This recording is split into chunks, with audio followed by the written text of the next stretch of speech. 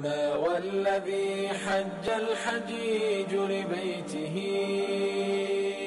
ولبوا له عند المهل وأحرموا وقد طأطأوا تلك الرؤوس تواضعا لعزته تعنو الوجوه وتسلم بالعالمين والعاقبة للمتقين ولا عدوان إلا على الظالمين والصلاة والسلام على محمد وعلى آله وصحبه أجمعين أما بعد அன்புள்ள இஸ்லாமிய சகோதர சகோதரிகளே, தாய்மார்களே, அஸ்ஸலாமு அலைக்கும் வரஹ்மத்துல்லாஹி வபரகாத்துஹ். வளமையாக நடைபெற்று வரக்கூடிய மாதாந்த தவா நிகழ்ச்சியில் அல் குர்ஆனின் விளக்கம், சில வசனங்களுக்கு அதற்குரிய விளக்கங்களை இந்த இடத்திலே ஞாபகமூட்டப்படுவது வழமை. அந்த வகையில் இன்றைய தினம் அல் குர்ஆனின் சில வசனங்களுக்கான விளக்கம் இப்பொழுது உங்களுக்கு முன்னால் கூறப்படும். எனவே அவற்றை நாம் விளங்கி வாழ்க்கையில் எடுத்து நடப்பதற்கு முயற்சி செய்வோமாக. அன்புள்ள சகோதரர்களே, நாங்கள் இருக்கக்கூடிய இந்த மாதம் ஜுல்ஹிஜ்ஜா என்று சொல்லக்கூடிய மாதம். ஜுல்ஹஜ் என்று சொல்லுவார்கள். ஜுல்ஹிஜ்ஜா என்ற பெயர் கூறப்படக்கூடிய ஒரு மாதம். இந்த மாதத்தில் எங்களுக்கு தெரியும், ஐம்பெரும் கடமைகளில் பிரதானமான கடமையாக இருக்கக்கூடிய ஹஜ்ஜு கடமையை நிறைவேற்றுவதற்காக உலகின் எங்கெல்லாம் முஸ்லிம்கள் வாழ்கின்றார்களோ அந்தந்த பகுதிகளில் இருந்து மக்கா நகரத்தை நோக்கி அணி அணியாக வந்து கொண்டிருக்கக்கூடிய இந்த சந்தர்ப்பம், அல்லாஹ் சுப்ஹானஹு தஆலா இந்த ஹஜ்ஜை பற்றி, இந்த ஹஜ்ஜுக்காக மக்களுக்கு எவ்வாறு அழைப்பு கொடுக்க வேண்டும் என்று நபி இப்ராஹிம் அலைஹிஸ்ஸலாம் அவர்களுக்கு அல்லாஹ் கூறியது பற்றி அல் குர்ஆனிலே தெளிவுபடுத்துகின்றான். எனவே அந்த விஷயத்தை இன்றைய தினம் நாங்கள் பார்ப்போம். அல்லாஹ் சுப்ஹானஹு தஆலா அல் குர்ஆனிலே கூறும் பொழுது, சூரத்துல் ஹஜ்ஜுடைய ஒரு வசனத்தில் அல்லாஹ் குறிப்பிடுகின்றான், வஇது பவ்வஅனா லிஇப்ராஹீம மகானல் பைத்தி. அல்லாஹ் சொல்லி காட்டுகிறான், வஇது பவ்வஅனா லிஇப்ராஹீம மகானல் பைத். இந்த பைத்துல்லா இருக்கக்கூடிய அந்த இடத்தை நாங்கள் இப்ராஹிம் அந்த நபிக்கு அடையாளப்படுத்தி கொடுத்ததை நபியே நீங்கள் எண்ணி பாருங்கள். நபி ஸல்லல்லாஹு அலைஹி வஸல்லம் அவர்களை பார்த்து அல்லாஹ் என்ன சொல்கிறான்? நபியே நீங்கள் நினைத்து பாருங்கள், இப்ராஹிம் அலைஹிஸ்ஸலாம் அவர்களுக்கு நாங்கள் இந்த பைத்துல்லா இருக்கக்கூடிய இடத்தை அடையாளப்படுத்தி அதை நாங்கள் காட்டி கொடுத்தோம் என்று அல்லாஹ் சொல்லி காட்டுகிறான். எனவே இந்த வசனத்துக்கு விளக்கம் அளிக்கக்கூடிய உலமாக்கள் இதுக்கு பல்வேறு விளக்கத்தை சொல்கிறார்கள். ஒன்று, இப்ராஹிம் அலைஹிஸ்ஸலாம் அவர்களுக்கு ஆரம்பமாக அல்லாஹு தஆலா பைத்துல்லா இருக்கக்கூடிய இடத்தை அடையாளப்படுத்தி கொடுத்தான். இரண்டாவதாக, அந்த இடத்துக்கு இப்ராஹிம் அலைஹிஸ்ஸலாம் அவர்களை அல்லாஹு தஆலா அனுப்பி வைத்தான். அடுத்ததாக, இப்ராஹிம் அலைஹிஸ்ஸலாம் அவர்களுடைய குடும்பத்திலே இருந்து அந்த இடத்தில் அவர்கள் குடியிருப்பதற்கு, அதற்கு சமீபமாக குடியிருப்பதற்கு அல்லாஹு தஆலா அவர் ஏற்பாடு செய்து கொடுத்தான். அடுத்ததாக, அந்த பைத்துல்லாவை, அந்த கஅபாவை கட்டுவதற்காக இப்ராஹிம் அலைஹிஸ்ஸலாத்துக்கு அல்லாஹ் தஆலா பணித்தான். அடுத்ததாக, அந்த இடத்திலே இருக்கக்கூடிய அல்லாஹ் அல்லாதவைகள் வணங்கப்படக்கூடிய விஷயங்களை விட்டும் தவிர்க்குமாறு, அவைகளை இல்லாமலாக்குமாறு அல்லாஹ் தஆலா பணித்தான். அடுத்ததாக, இப்ராஹிம் அலைஹிஸ்ஸலாம் அவர்கள் அந்த கட்டுமான பணியை நிறைவேற்றும் பொழுது, கட்டிட வேலையை செய்யும் பொழுது, இஸ்மாயில் என்று சொல்லக்கூடிய தங்களுடைய குழந்தையையும் சேர்த்து அதற்கு உதவியாளராக இருப்பதற்காக வேண்டி அல்லாஹ் தஆலா ஏற்பாடு செய்தான். எனவே இத்தனை விடயங்களையும் இந்த இது பவ்வஅனால் இப்ராஹீம மக்கானல் பைத் என்று சொல்லக்கூடிய வசனத்தில் கூறப்பட்டதாக இருக்கிறது என்பதை எங்களுக்கு தஃசீரிலே பார்க்கலாம். அடுத்ததாக அந்த வசனத்தின் தொடரிலே அல்லாஹ் என்ன சொல்கிறான்? ஒத்தஹிர் பைத்தி, என்னுடைய வீட்டை அவர்கள் அதாவது சுத்தப்படுத்துமாறு அல்லாஹ் தஆலா சொன்னான். இந்த சுத்தம் என்றால் எந்த சுத்தம் என்று சொன்னால் மின ஷிர்கி வல் மஆசி, இந்த பைத்துல்லாவிலே யாரெல்லாம் இணை கற்பித்தவர்களாக அல்லாஹ்வுக்கு இணை வைத்தவர்களாக அங்க வணக்கங்கள் செய்கின்றார்களோ அதை விட்டும் தூய்மைப்படுத்தக்கூடிய முறையில் அல்லாஹு தஆலா அந்த இடத்தை தூய்மைப்படுத்துமாறு சொல்கின்றான். லித்தாயிஃபீன வல் காயிமீன வர்ருக்கஇஸ் சுஜூத்.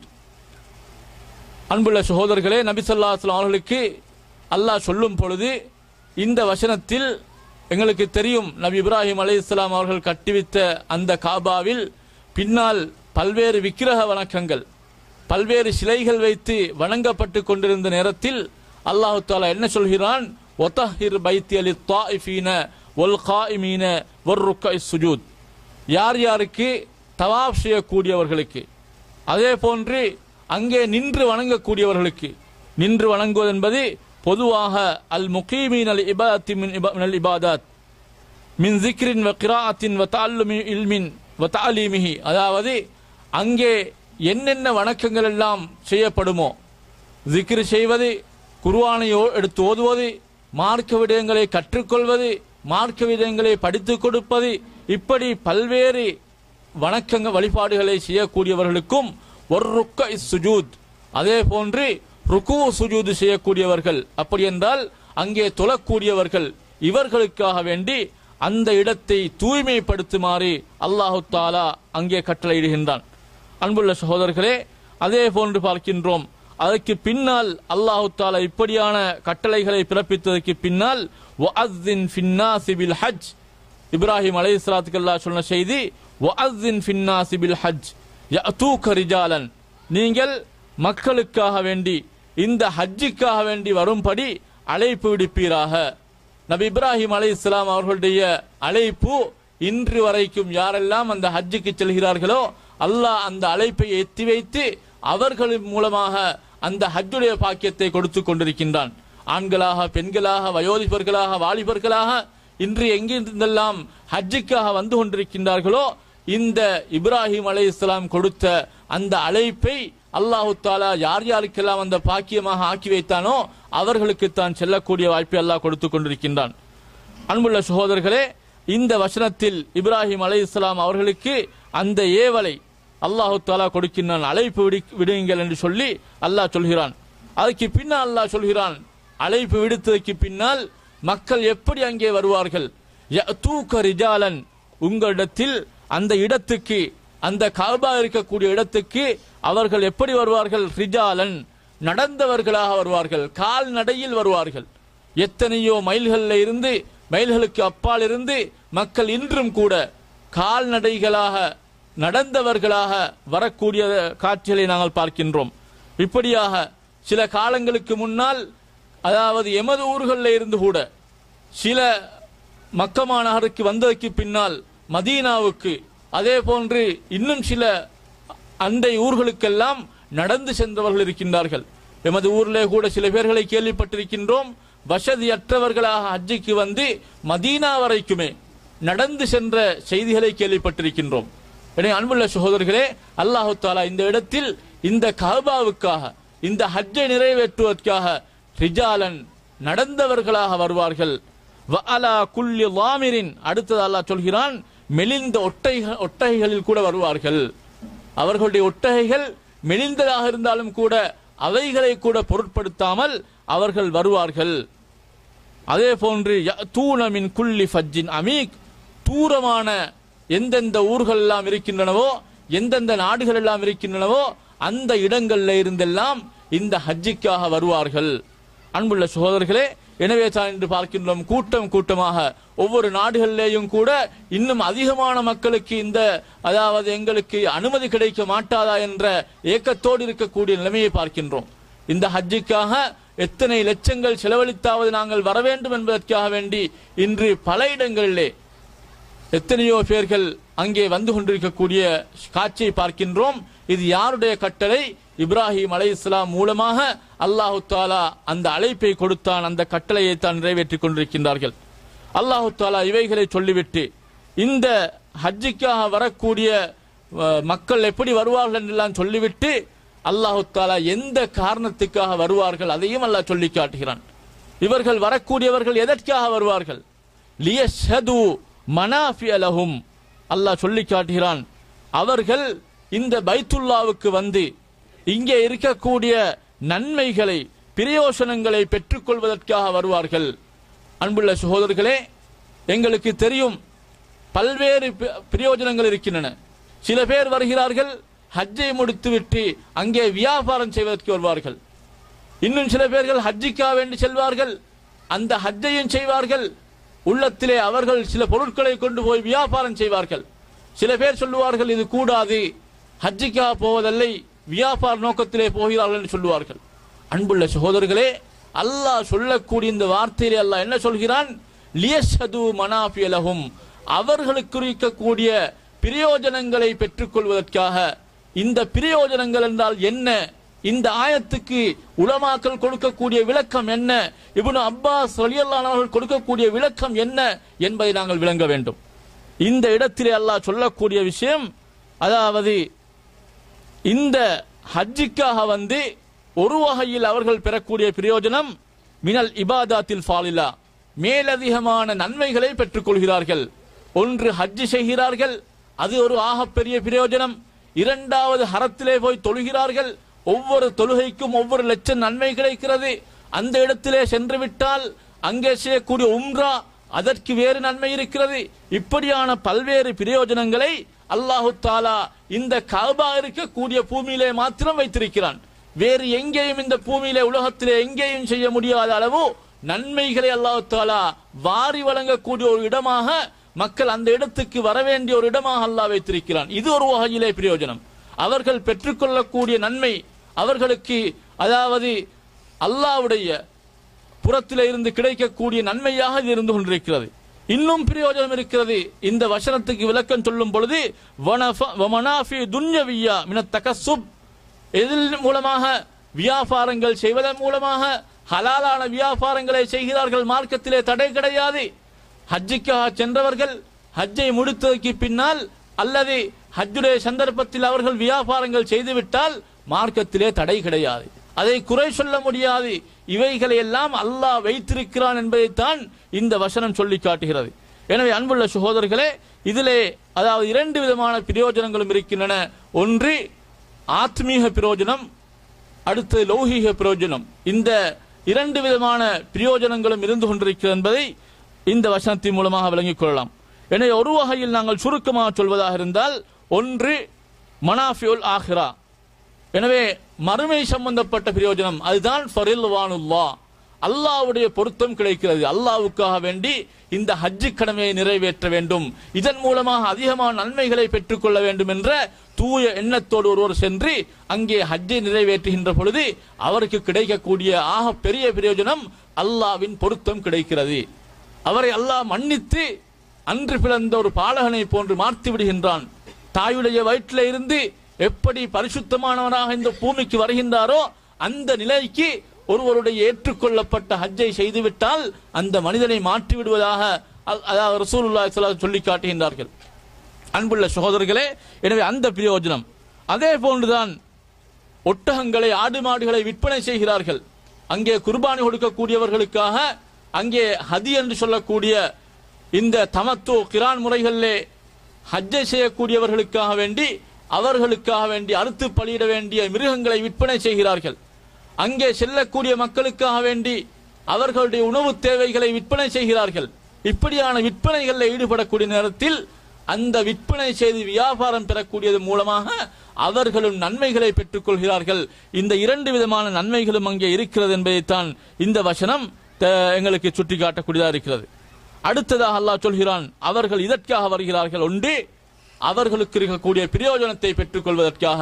எனவே இரண்டு பிரயோஜனங்களையும் பெற்றுக்கொள்ளக்கூடிய நோக்கத்தில் மக்கள் வருவார்கள். அடுத்து அல்லாஹ் சொல்கிறான், வயது குருஸ்மல்லாஹி, அல்லாஹ்வுடைய பெயரை அவர்கள் கூறுகின்றார்கள். அல்லாஹ்வுடைய பெயரை கூறுவதா என்றால் இந்த இடத்தில் அல்லாஹ் எதை சொல்கிறான் என்றால் அறுத்து பலியிடுகின்ற பொழுது, அதாவது அவர்களுக்குரிய அந்த பலிப்பிராணிகளை அறுக்கின்ற பொழுது அல்லாஹ்வுடைய பெயரை குறிப்பிடுகின்றார்கள். அதைத்தான் அல்லாஹ் இந்த இடத்திலே சொல்லி காட்டுகிறான். வயதுகுரு ஸ்மல்லாஹி ஃபி ஐயாமின் மஅலூமாத். அவர்கள் என்ன செய்கிறார்கள்? அதாவது உல்ஹியாவின் மூலமாக அல்லது இந்த அறுத்து பலியிடக்கூடிய அந்த ஹஜ்ஜுடைய காரணத்துக்காக வேண்டி அறுக்கக்கூடிய பிராணிகளை அறுத்து பலியிடுகின்றார்கள். இந்த 10 நாட்களிலேயும் இப்படியான பிரயோஜனங்களை அவர்கள் பெற்றுக்கொள்கிறார்கள் என்பதை அல்லாஹ் இந்த வசனத்தை சொல்லி காட்டுகிறான். அன்புள்ள சகோதரர்களே, இந்த கருத்தை இப்னு அப்பாஸ் ரலியல்லாஹு அன்ஹு அவர்கள் சொல்லியிருக்கின்றார்கள். இந்த 2 விதமான பிரயோஜனங்களையும் பெற்றுக்கொள்ளக்கூடிய அந்த விஷயத்தை தான் அல்லாஹ் தஆலா இந்த வசனத்திலே குறிப்பிட்டிருப்பதாக இப்னு அப்பாஸ் சொல்லி காட்டுகின்றார்கள். அடுத்ததாக அல்லாஹ் சொல்கிறான், அலாமா ரஸகஹும் மின் பஹீமத்தில் அன்ஆம். அவர்கள் எதை அறுத்து பலியிடுவார்கள்? அலாமா ரஸகஹும் மின் பஹீமத்தில் அன்ஆம், அதாவது அவர்களுக்கு அனுமதிக்கப்பட்ட, அறுப்பதற்கு அனுமதிக்கப்பட்ட விலங்குகளை, பிராணிகளை அறுத்து பலியிடுவார்கள். அவைகள் என்ன? ஒன்று ஒட்டகம், அடுத்தது மாடு, அடுத்தது ஆடு. இந்த 3 பிராணிகளையும் தான் குர்பானிக்காக வேண்டி அல்லது இந்த ஹஜ்ஜி செய்யக்கூடியவர்கள் கொடுக்கக்கூடிய ஹதி என்று சொல்லக்கூடிய அந்த அறுத்து பலியிடுவதற்காக வேண்டி இந்த 3 பிராணிகளையும் தான் அவர்கள் அறுத்து பலியிடுவார்கள் என்பதை அல்லாஹ் சொல்லி காட்டுகிறான். அடுத்ததாக, இதற்கு அடுத்ததாக அல்லாஹ் தஆலா இன்னொரு விஷயத்தை சொல்கிறான். என்ன சொல்கிறான்? இந்த அறுத்து பலியிடப்பட்டதற்கு பின்னால் அந்த இறைச்சி, அந்த மிருகங்களின் இறைச்சிகளை யார் சாப்பிடுவது, யாருக்கு கொடுக்க வேண்டும் என்பதை பற்றி அல்லாஹ் சொல்லி காட்டுகிறான். ஃபகுலு மின்ஹா, அந்த அறுக்கப்பட்ட உயிர் பிராணிகளில் இருந்து நீங்களும் சாப்பிடுங்கள் அல்லாஹ் சொல்கிறான். யாரெல்லாம் நாங்கள் ஹஜ்ஜுக்கு சென்று விட்டால் அந்த உயிர் பிராணிகளை நாங்கள் அறுத்து பலியிட்டதற்கு பின்னால் அந்த இறைச்சியை கொண்டு வந்து சாப்பிடக்கூடாது என்று யாரும் சொல்லக்கூடாது. அந்த இறைச்சி அல்லாஹ் சொல்லி காட்டுகிறான், ஃபகுலு மின்ஹா, அறுக்கப்பட்ட பிராணியத்தில் இருந்து அந்த இறைச்சியை நீங்களும் சாப்பிடுங்கள். அது மாத்திரமல்ல, வஅத்இமுல் பாஇஸல் ஃபகீர், கஷ்டப்படக்கூடிய ஏழைகளுக்கு நீங்கள் கொடுத்துதவுங்கள். அல்லாஹ் சொல்கிறான் தெளிவாக, நீங்களும் சாப்பிடுங்கள், அடுத்த கஷ்டப்படக்கூடிய ஏழைகளுக்கும் நீங்கள் கொடுத்துதவுங்கள் என்று அல்லாஹ் சொல்லி காட்டுகிறான். அதற்கு பின்னால் அல்லாஹ் தஆலா சொல்லி காட்டுகிறான், அதாவது அவர்களுடைய ஹஜ்ஜை அவர்கள் நிறைவேற்ற வேண்டும். இப்படியாக செய்துவிட்டு அவர்கள் தொடர்ந்து அவர்களுடைய ஹஜ்ஜை முழுமையாக நிறைவேற்ற வேண்டும் என்பதற்காக வேண்டி அல்லாஹ் சொல்லி காட்டுகிறான். சும்மல் யக்லு தஃபஸஹும், அவர்களுடைய அழுக்குகளை அகற்றக்கூடிய, அவர்களை தூய்மைப்படுத்தக்கூடிய அந்த ஹஜ்ஜை அவர்கள் இந்த அறுத்து பலியிட்டதற்கு பின்னால் ஏனைய அவர்களுக்கு இருக்கக்கூடிய கிரிகைகளை, வணக்கங்களை அவர்கள் செய்யட்டும். எங்களுக்கு தெரியும், பெருநாள் அன்று தினம் ஹஜ்ஜுக்கு சென்றவர்கள் பல்வேறு வணக்கங்களில் ஈடுபடுவார்கள். அதாவது கல்லடிப்பார்கள், பிராணியை அறுத்து பலியிடுவார்கள், அவர்களுடைய தலைகளை, முடிகளை சிரைப்பார்கள், தவாஃபுல் இஃபாலா செய்வார்கள், இப்படி பல்வேறு சாய் செய்வார்கள். இப்படி பல்வேறு வணக்கங்களிலே ஈடுபடக்கூடிய நாள் தான் அந்த பெருநாளுடைய தினம். எனவே அல்லாஹ் சொல்லி காட்டுகிறான், அவர்களுடைய இப்படியான ஏனைய வணக்க வழிபாடுகளிலே அவர்கள் ஈடுபடட்டும். அதுக்கு பின்னால் இன்னொரு செய்தி அல்லாஹ் சொல்லி காட்டுகிறான், அதாவது வல் யூஃபு நுதூரஹும், யாராவது நேர்ச்சை வைத்திருந்தால், அவர்கள் ஏதாவது ஒன்றை கட்டாயப்படுத்திக் கொண்டால், ஹஜ் மூலமாகவோ உம்ராவின் மூலமாகவோ அல்லது அறுத்து பலியிடுவதாகவோ கட்டாயப்படுத்தி நேர்ச்சையாக கடமையாக ஆக்கி கொண்டிருந்தால் அவைகளையும் அவர்கள் நிறைவேற்றிக் கொள்ளட்டும் என்று அல்லாஹ் சொல்கிறான். நேர்ச்சையை பொறுத்த மட்டும் நாங்கள் விளங்கிக் கொள்ள வேண்டும். எங்களுடைய சமூகத்திலே விசேஷமாக ஆண்களை விட பெண்கள் சின்ன சின்ன விடயங்களுக்கு கூட நேர்ச்சை வைத்து விடுவார்கள். குழந்தைக்கு கொஞ்சம் சுகவீனமாக இல்லாமல் இருந்தால் அல்லது ஏதாவது ஒரு பிரச்சனை வந்துவிட்டால் என்ன செய்வார்கள்? அந்த பிரச்சனை தீர்ந்தால் நான் ஒரு மாடு அறுத்து பலியிட்டு விடுவேன் அல்லது நான் நோம்பு பிடிப்பேன், இப்படியெல்லாம் நேர்ச்சை வைப்பார்கள். அன்புள்ள சகோதரர்களே, இந்த நேர்ச்சையை நாங்கள் நல்லா விளங்கிக் கொள்ள வேண்டும். நேர்ச்சை என்பது நபி ஸல்லல்லாஹு அலைஹி வஸல்லம் சொன்ன ஹதீஸ் எங்களுக்கு தெளிவான சான்று. நபி அவர்கள் சொன்னார்கள், ஒருவர் நேர்ச்சை வைப்பதாக இருந்தால், அதாவது ஒரு விஷயம் நடந்தால் நான் இப்படி கொடுப்பேன் அல்லது இப்படி நான் தொழுவேன், இப்படி நோம்பு பிடிப்பேன், இப்படியா ஒருவர் நேர்ச்சை வைத்தால் அந்த நேர்ச்சையின் மூலமாக அவர் ஒரே ஒரு பிரயோஜனத்தை தான் பெற்றுக்கொள்வார். என்ன பிரயோஜனம் என்றால், அவர் தன்னிடத்திலே அடக்கி வைத்திருக்கக்கூடிய பணத்தை வெளியிலே கொடுத்து விடுகிறார். இதை தவிர அவருக்கு எந்த பிரயோஜனமுமே கிடைக்க போவதில்லை என்று யார் சொல்கிறார்கள்? ரசூலுல்லாஹ் சொல்கிறார்கள். உதாரணத்துக்கு ஒருவருக்கு சுகமில்லை, குழந்தைக்கு சுகமில்லாமல் இருக்கிறார், அவருக்காக வேண்டி நேர்ச்சை வைத்தோம் என்றால் ரசூலுல்லாஹ் சொல்கிறார்கள், நேர்ச்சை மூலமா அல்லாஹ் சுகத்தை கொடுப்பதில்லை. என்ன நடக்கிறது? நீங்க நேர்ச்சை வைத்து ஒரு மாட்டை கொடுக்க வேண்டும் விரும்புகிறீங்களா, அந்த மாட்டை அறுத்து பலியிட்டு விட்டீர்கள், வேறு எதுவும் நடப்பதில்லை. எனவே அப்படியான நேர்ச்சை வைக்க வேண்டாம் என்று சொல்ல தடுக்கிறார்கள். எனவே அன்புள்ள சகோதரர்கள், நேர்ச்சை வைத்து விட்டால் அதனுடைய சட்டம் என்ன? அதை நிறைவேற்ற வேண்டும். ஒரு மாடு அறுத்து கொடுப்பதான ஒருவர் நேர்ச்சை வைத்து விட்டால் அந்த நேர்ச்சையை நிறைவேற்ற வேண்டும். எனவே தான் அல்லாஹ் சொல்லி காட்டுகிறான், யாராவது நேர்ச்சை வைத்திருந்தால் அவர் அந்த நேர்ச்சையை நிறைவேற்றிக் கொள்ளட்டும் என்று அல்லாஹ் சொல்கிறான். அடுத்ததாக அல்லாஹ் சொல்கிறான், அதற்கு அடுத்ததாக வல் யத்தவஃபு பில் பைத்தில் அதீக், அதாவது இந்த இடத்திலே அல்லாஹ் சொல்கிறான், அந்த பூர்வீகமான அந்த ஆரம்பத்திலே இருந்து இருக்கக்கூடிய அந்த பைத்துல்லாவை அவர்கள் தவாப் செய்யட்டும், அவர்கள் தவாப் செய்யட்டும். அன்புள்ள சகோதரர்களே, இந்த இடத்திலே பெருநாளுடைய தவாப்பாகிய தவாஃபுல் இஃபாலாவை தான் குறிக்கிறேன். ஹஜ்ஜுடைய பிரதானமான கடமைகளிலே ஒன்று இந்த தவாஃபுல் இஃபாலா. எனவே இந்த தவாஃபுல் இஃபாலாவை தான் அல்லாஹு தஆலா இந்த இடத்திலே குறிப்பிட்டு காட்டுகிறான். வல் யத்தவஃபு என்றால் கபாவை தவாப் செய்யுங்கள் என்று சொன்னால் அவர்களுக்கு அந்த தவாஃபுல் இஃபாலாவை செய்யுங்கள், பெருநாள் தினம் என்று செய்யக்கூடிய அந்த தவாஃபை செய்யுமாறு அல்லாஹ் தஆலா பணிக்கின்றான். அதற்கு பின்னால் அல்லாஹ் தஆலா தொடர்ந்து சொல்கிறான், ஸாலிக, இவைகள் தான் ஹஜ்ஜுடைய வழிமுறைகள்.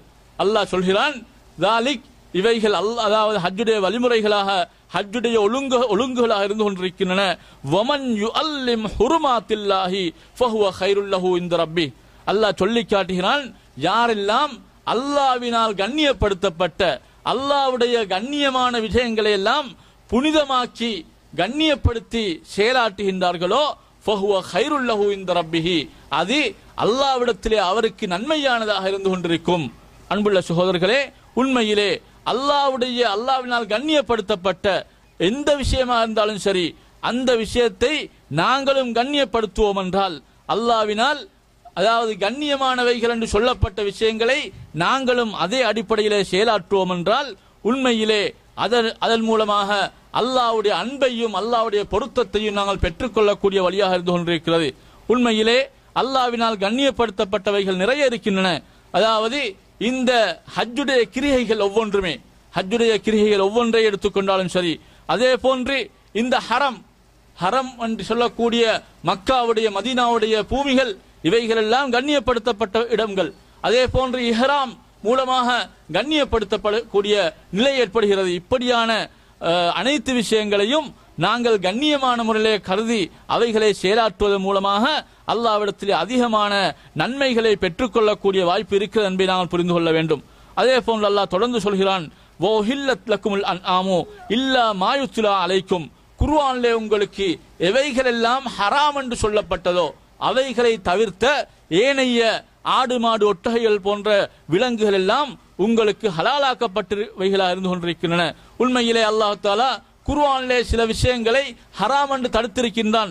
உதாரணத்துக்காக சூரத்துல் மாயிதாவுடைய 3வது வசனத்தில் அல்லாஹ் சொல்லி காட்டுகிறான், ஹுர்ரிமத் அலைக்குமுல் மைத்தத்து வத்தமு, செத்தவைகள், இரத்தம், அதே போன்று வலஹுமுல் ஹின்சீர், பன்றியின் இறைச்சிகள், வமா உஹில்ல லிகைரில்லாஹி பிஹி, அல்லாஹ் அல்லாதவைகளுக்காக வேண்டி அறுக்கப்பட்டவைகள், வல் முன்ஹலிகத்து, கழுத்து நெரிக்கப்பட்டு கொலை செய்யப்பட்டவைகள், வல் மௌகூதத்து, அடிபட்டு செத்தவைகள், ஒல் முத்தரத்தியத்து, உயரமான இடத்திலே இருந்து விழுந்து அப்படியே செத்தவைகள், ஒன் நத்தீஹத்து, அதே போன்று கொம்புகளால் குற்றி அதன் மூலமாக செற்றவைகள், ஒமா அக்கல சபு, அதாவது விலங்குகள், வன விலங்குகள் சாப்பிட்டு அப்படியே செத்தவைகள், இவைகள் அனைத்துமே அதாவது ஹலாலாக மாட்டாது, ஹராமாக்கப்பட்டவைகள் சாப்பிட முடியாது என்று அல்லாஹ் சொல்லி காட்டுகிறான். எனவே இப்படி அன்றி அல்லாஹ் தஆலா குர்ஆனின் மூலமாக தடை செய்ய விடயங்களை தவிர்த்த ஏனைய ஆடு மாடு ஒட்டகைகள் போன்றவைகள் உங்களுக்கு அனுமதிக்கப்பட்டது என்பதை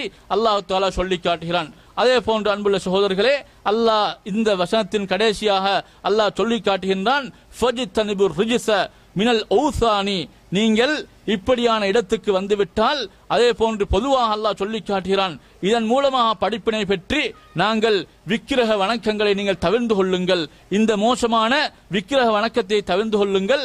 வஜ்தனிபு கௌலஸ்ஸூர், அதே போன்று பொய் பேசுவது, பொய் சத்தியம் சொல்வது, இப்படியான மோசமான பழக்கங்களை விட்டும் நீங்கள் தவிர்ந்து நேரிய வழியில் சரியான வழியில் நீங்கள் நடந்து கொள்ளுங்கள். ஹுனஃபா லில்லாஹி கைர முஷ்ரிகீன பிஹி, நீங்கள் அல்லாஹ்வுக்கு இணை வைக்காமல் நேரான வழியில் சென்று விடுங்கள். ஒமன் யுஷ்ரிக் பில்லாஹி ஃபகஅன்னமா ஹர்ர மினஸ் ஸமா, யாரெல்லாம் அல்லாஹ்வுக்கு இணை வைக்கின்றார்களோ, அல்லாஹ்வுக்கு இணை கற்பிக்கின்றார்களோ, அவர்கள் வானத்திலே இருந்து விழுந்தவர்களை போன்று அல்லாஹ் எப்படி சொல்லி காட்டுகிறான், வானத்திலே இருந்து பூமியை நோக்கி விழுந்தவனை போன்றுதான் இணை வைக்கக்கூடியவன். அது மாத்திரமல்ல, அவன் விழுந்த நேரத்தில் அதாவது பறவைகள் வந்து பறவைகள் வந்து அவனை கொத்து சாப்பிட்டு உராய்ந்து கொண்டு செல்கின்றன. அது மாத்திரமல்ல, அல்லது பெரிய காற்றொன்று அடித்து அவனை தூரமான இடத்துக்கு வீசி விடுகின்றது.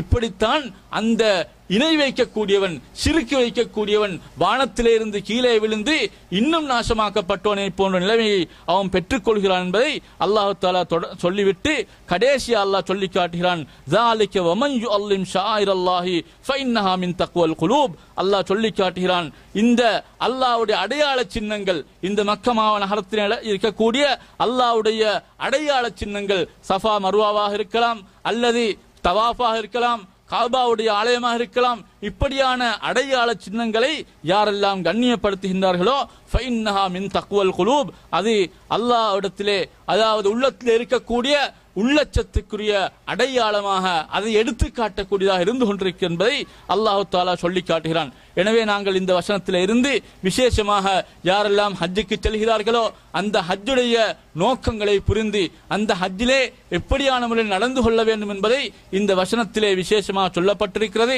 எனவே ஹஜ்ஜுடைய சந்தர்ப்பத்தில் நாங்கள் இப்படியான வசனங்களை மென்மேலும் நாங்கள் தொடராக குர்ஆனுடைய வசனங்களை வாசித்து அவைகளுடைய விளக்கங்களை பெற்று எங்களுடைய வாழ்க்கையை நாங்கள் திருத்திக் கொள்வதற்கு முயற்சி எடுக்க வேண்டும். கேட்டவைகளை எங்களுடைய வாழ்க்கையிலே படிப்பனையாக பெற்று நாங்கள் எப்பொழுதும் குர்ஆனோடு தொடர்புள்ளவர்களாக வாழ்ந்து எங்களுக்கு ரசூல் ஸல்லல்லாஹு அலைஹி வஸல்லம் காட்டிய வழிமுறைகளை எடுத்து நடக்கக்கூடிய பாக்கியத்தை வல்ல அல்லாஹ் எங்கள் அனைவருக்கும் தருவானாக என்று கேட்டு விடை பெறுகிறேன். வாஹிர் தவானா அல்ஹம்துலில்லாஹி ரப்பில் ஆலமீன். வஸ்ஸலாமு அலைக்கும் வரஹ்மத்துல்லாஹி வபரகாத்துஹு.